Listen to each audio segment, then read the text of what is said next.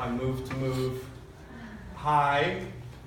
Let's just start this, right? Yes. Okay, so this first poem is a poem to my psychiatrist, Dr. Pasek.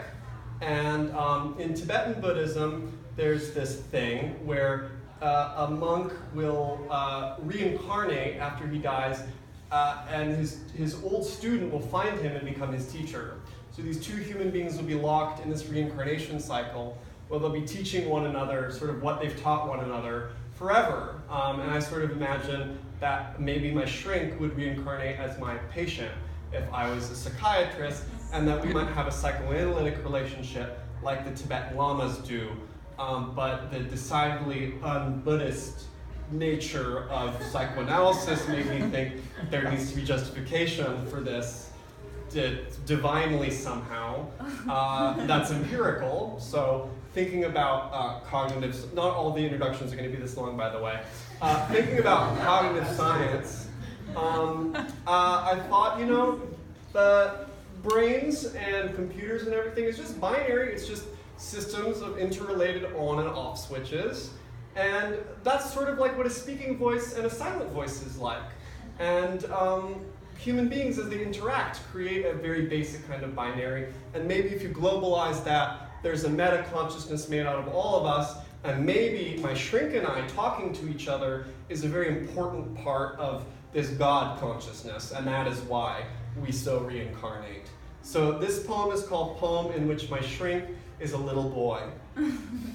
And the lamas, the way they find their old students is they lay out stuff from belonging to the person from the past life.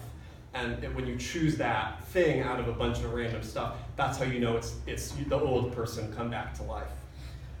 Poem in Which My Shrink is a Little Boy. Pick which is yours, I say. Wordlessly you take the legal pad, his old legal pad, from a glass table between us. My excitement mounting, I plunk down a block of toffee, a box of Tic Tacs, and a husk of Listerine Pocket Pack Fresh Strips. You reach for the fresh strips, his fresh strips. Welcome back, Doc. What a strapping young lad you've chosen for a body. Let me explain. You're the reincarnation of my psychoanalyst.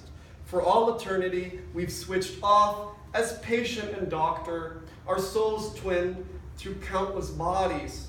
Your gift for gab is cosmically important. And just like neurons fire into a mind, part habit and part chaos, so too the world's voices fire into a God. Our chats are as important to God as your thalamus is to you.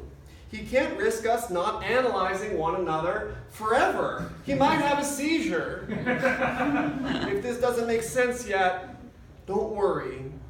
Tell me about your day, and I will tell you about your day